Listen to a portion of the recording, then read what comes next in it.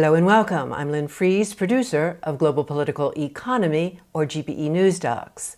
While most countries are focused on coping with COVID-19 and its aftermath, some rich countries are pursuing an expansionist free trade agenda at the World Trade Organization. One example of this is an effort underway to establish new rules globally for digital trade. Digital Trade Rules, a disastrous new constitution for the global economy by and for big tech, authored by Deborah James, was the topic of a recent book launch and webinar. This report features highlights of some key points contributed by Deborah James at that webinar. We go now to our featured clips. Thank you so much to the Rosa Luxemburg Stiftung for publishing the paper and for organizing this seminar, and to Roland and to all of my excellent co-panelists. Welcome everyone, thank you for being here today. Just to say, Our World Is Not for Sale is a global network of about 250 groups from the global north and south, from about 50 different countries. And we oppose the current model of corporate globalization, and we work together for a democratic, sustainable, and fair multilateral trading system. So today, I'm going to share with you three major points. We're here to talk about the digital trade rules that the big tech corporations are pushing in the WTO and in other forums. So I'm going to talk about the origin of the talks. Why are we having this discussion? I'll give you a brief status update, and then I'm going to focus on the implication of the rules. So, couple of basic points. Technology obviously can stimulate prosperity and development. It can bring us closer together and help build sustainable livelihoods. We are not anti-technology. But it can also constrain development. It can exacerbate inequalities, and it can destroy jobs and ways of life. So whether countries, workers, and consumers everywhere will benefit from new technology, or whether the benefits will only accrue to a teeny tiny minority, will be determined by the rules which set the playing field for how digitalization will evolve over time. And the important point is, who is setting those rules?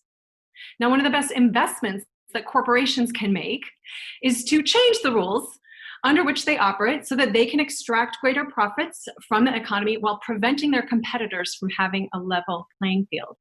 Now, powerful corporations have long used their surplus profits to invest in the undemocratic practice of trade policymaking, to use trade agreements to lock in rules promoting their rights to make profits while limiting government's ability to regulate them in the public interest, often through policies that they could not have advanced through democratic channels.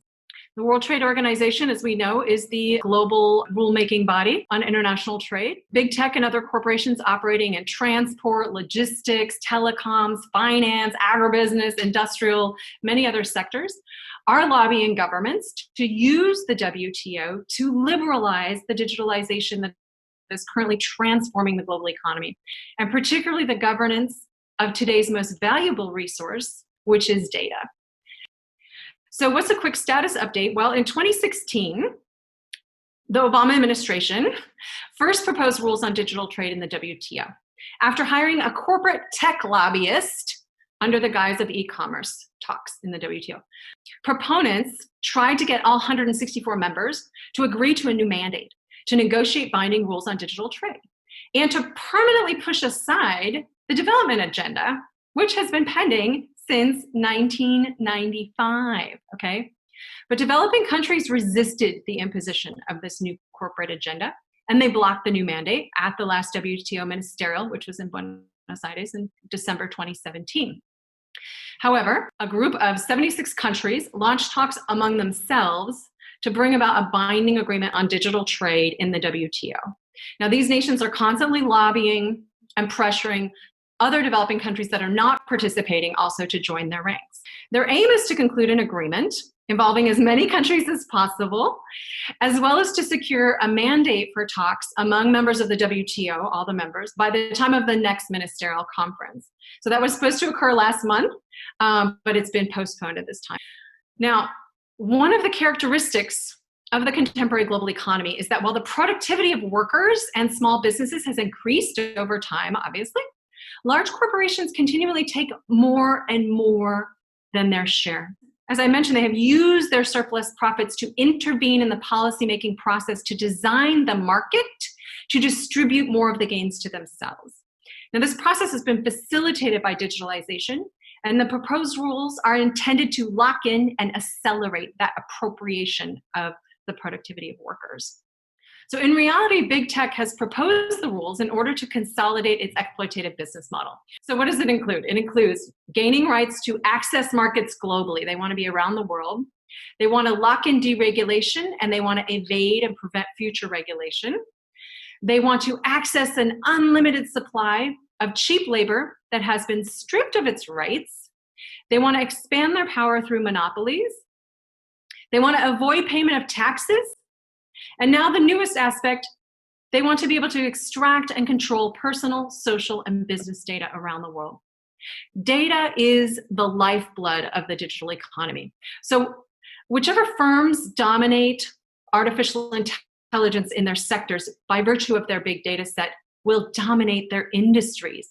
Think about the fact that US-based big tech, transnational corporations, Google, Apple, Facebook, Amazon, and Microsoft, are now 5 of the 6 largest corporations in the world.